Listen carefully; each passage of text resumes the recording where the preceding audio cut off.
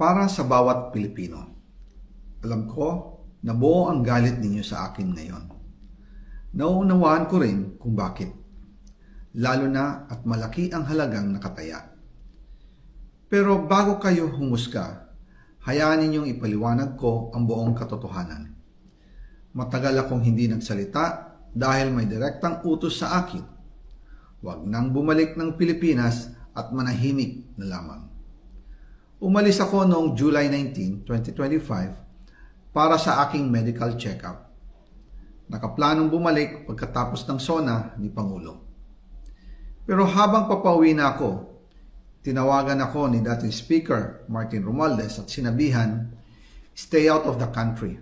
You will be well taken care of as instructed by the President." Noon naniniwala pa ako sa kanila, kaya't hindi ako bumalik.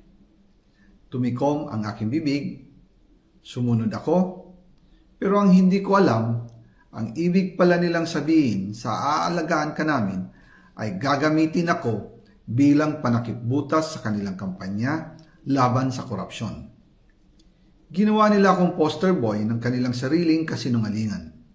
Ngayon, hindi na ako mananahimik, ilalabas ko ang lahat ng katotohanan. May resibo, may ebidensya,